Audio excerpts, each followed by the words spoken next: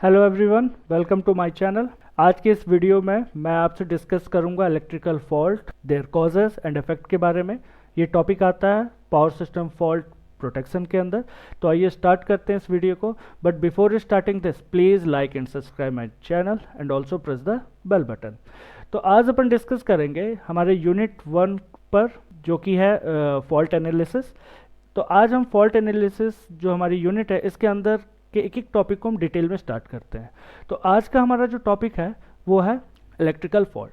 आप सबको मालूम है कि हमारे सिस्टम में इलेक्ट्रिकल फॉल्ट होता है और हम इलेक्ट्रिकल फॉल्ट को अपनी डे टू डे लाइफ में इस वर्ड को अक्सर यूज़ करते हैं, बट हम उसको प्रॉपर डिफाइन नहीं कर पाते हैं। तो आज अपन डिटेल में समझते हैं कि what are the various definitions of electrical fault. So fault को हम कैसे डिफाइन कर सकते हैं? Fault is any abnormal condition in your power system due to which current diverted from the intended path. ये सबसे बेसिक डिफिनेशन है fault का। आप देखिए, आप इसको ऐसे समझ लें, हमारा जब सिस्टम हेल्दी कंडीशन होता है तो हमारे लोड तक प्रॉपर करंट आ रहा होता है। But whenever a fault occur, what happen, अक्सर होता क्या है, current diverted from its intended path. Current अपना पाथ चेंज कर लेता है जहाँ उसको प्रॉपर फ्लो होना होता है, जिस डायरेक्शन में उसको प्रॉपर फ्लो होना होता है। फॉल्ट को हम कुछ इस तरीके से भी डिफाइन कर सकते हैं, when two or more conductor which have some potential difference come in contact with each other।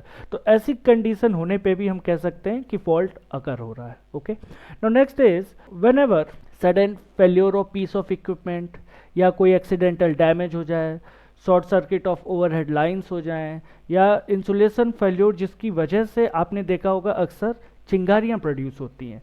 तो अगर ऐसा कुछ होता है तो भी हम कह सकते हैं दिस में कॉज फॉल्ट। ओके, और एक जो सबसे बेसिक एग्जांपल है या आप कह लें डिफिनेशन है फॉल्ट का, ये अपन जानते हैं कि हमारा जो 3 फेज एसी सिस्टम है इसमें तीनों वायरों में इक्वल वोल्टेज डिस्ट्रीब्यूशन होगा। But whenever abnormal condition occur, क्या होगा, इसकी वजह से 3 फेज वायर हैं, तीनों फेज वायर जो है इनका जो लाइन वोल्टेज या फेज वोल्टेज है आपस में एक दूसरे के बीच, इनके बीच का जो फेज वोल्टेज या लाइन वोल्टेज है उनका distribution in normal healthy case equal distribution होगा, तभी हम इसको कहते हैं balance 3 phase system.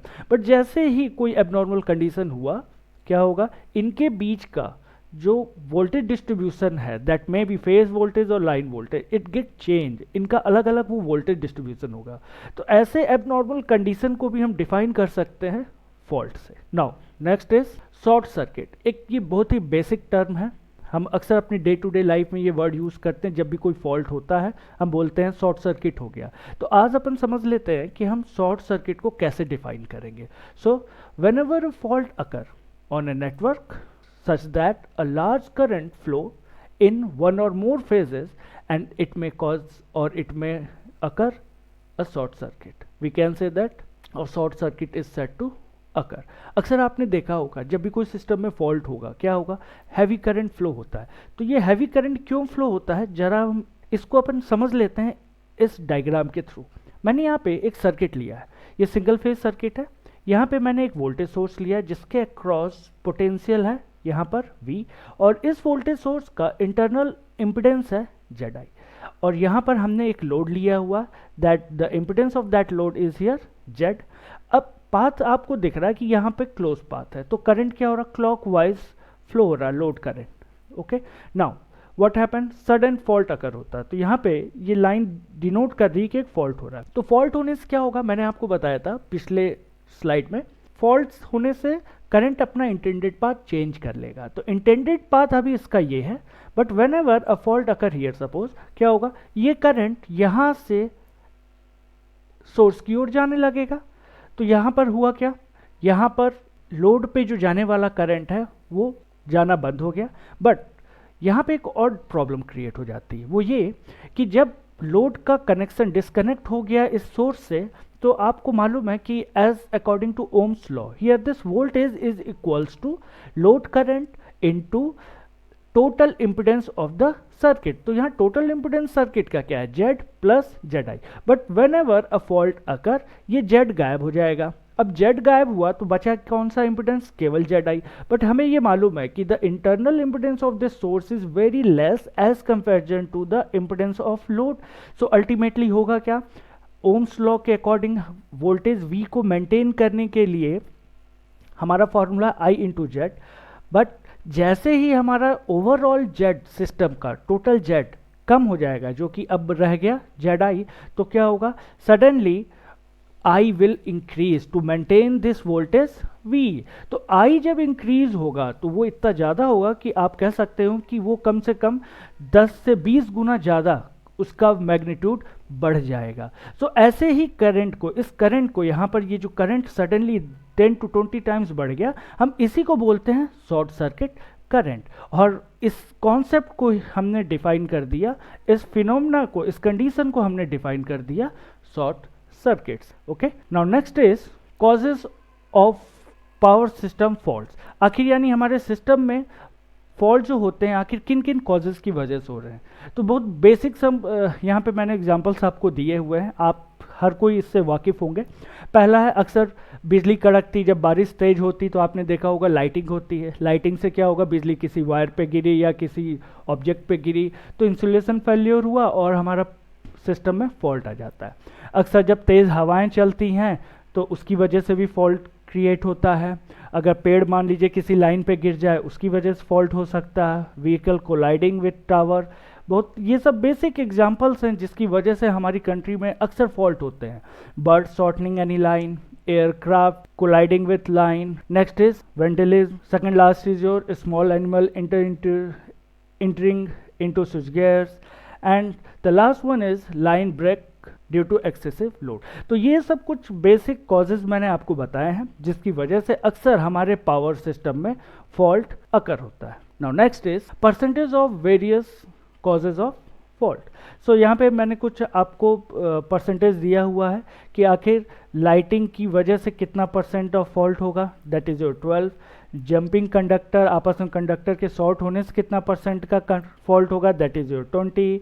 apparatus failure, percentage of fault 20, switching to a fault, that is 20, and due to some miscellaneous reason that is your tree falling or accidents, इसका percentage है 28। तो हमारे पावर सिस्टम में जो वेरियस फॉल्ट हो रहे हैं उन फॉल्ट्स के होने की जो मेन कुछ वजह है उनका परसेंटेज वाइज मैंने ये आपको यहाँ पर समझाया है। Now next is frequency of fault occurrence in different links of a power system. आखिर हमारे पावर सिस्टम में डिफरेंट जो हमारी लिंक्स हैं उनमें कितना परसेंटेज ऑफ फॉल्ट होता है, यहाँ पे अपन ये थोड़ा समझ लेते हैं। अगर मैं ओवरहेड लाइन की बात करूँ तो जो मैक्सिमम फॉल्ट अकर होते हैं वो ओवरहेड लाइन में होंगे, that is your 50%।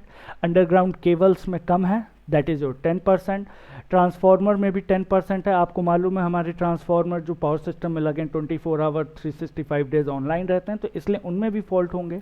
Switch gear भी इसी तरीके से सिस्टम में कनेक्टेड हैं, अगर वो फेल्योर हो जाता है, उनमें कुछ फेल्योर हो जाता है तो फॉल्ट अगर होगा ही, that is their percentage your is 15%। Controlling equipment में जो फेल्योर हो रहा है उसका परसेंटेज है 3, इंस्ट्रूमेंट ट्रांसफार्मर में 2, and the other miscellaneous reason उनका परसेंटेज है यहाँ पर 10%। Okay, now next is effect of power system faults. आखिर हमारे सिस्टम ये जो फॉल्ट हो रहे हैं ये हमारे सिस्टम को, हमारी इकोनॉमी को या हमारी डे टू डे लाइफ को कैसे अफेक्ट कर रही है, अपन इसको थोड़ा अपन और डिटेल में समझ लेते हैं। जब भी आपको मालूम है, जब भी आप हमारे आसपास फॉल्ट होता है अक्सर क्या होता है, it may lead to fire breakdown due to which loss of property, loss of life, destruction of power system network occur. ये अक्सर ये चीज़ें होती हैं जब भी हमारे आसपास फॉल्ट होता है। Fault also lead to cut supply in area, transmission line और डिस्ट्रीब्यूशन नेटवर्क, और ये चीज़ जब बहुत बड़े वास्ट एरिया में हो जाता है तो हम इसी कंडीशन को बोल देते हैं पावर ब्लैकआउट। जब बहुत बड़े एरिया में पावर चला जाएगा हम उस कंडीशन को बोलते हैं पावर ब्लैकआउट। और इन चीज़ों के होने से अल्टीमेटली होता क्या है, इसकी वजह से क्या होगा, हमारा पावर इंटरफेरेंस क्रिएट होता है इंडस्ट्रियल एंड कमर्शियल एक्टिविटी में, हमारी इकोनॉमिक ग्रोथ पे असर इसका पड़ता है, हमारी डेली की जो लर्निंग एक्टिविटी है इंस्टीट्यूशन में उस पर अफेक्ट होगा, work in offices get affected, domestic application and insecurity at night, ये सब कुछ चीज़ें हैं जो कि फॉल्ट होने से हमारे डे टू डे लाइफ में सिस्टम पे अकर होगा। और अल्टीमेटली इन चीज़ों की वजह से ओवरऑल क्या नुकसान है, इसकी वजह से जो हमारा ग्रॉस डोमेस्टिक प्रोडक्शन है वो कहीं ना कहीं डाउन हो जाएगा। सो मैं यहाँ पे अपन ये कह सकते हैं कि फॉल्ट डेफिनेटली हमारे सिस्टम को अफेक्ट करता है, हमारे फाइनेंशियली हमें नुकसान पहुंचाता है। सो यही वजह है कि it is very important to determine the values of system voltage current during fault condition so that protective devices may be set to detect and minimize the harmful effect of such contingencies। यही reason है कि हम इस subject में हम detail में पढ़ेंगे कि फॉल्ट से हमें बचना कैसे, आखिर क्या क्या हम तरीके अपना सकते हैं फॉल्ट से बचने के लिए। तो होप स्टूडेंट्स आप लोगों को ये मेरा वीडियो पसंद आया होगा और आप प्लीज़ मेरे चैनल को लाइक एंड सब्सक्राइब जरूर करिएगा ताकि मैं और भी पावर सिस्टम प्रोटेक्शन की वीडियो सीरीज़ बनाता रहूं। Okay, thank you once again.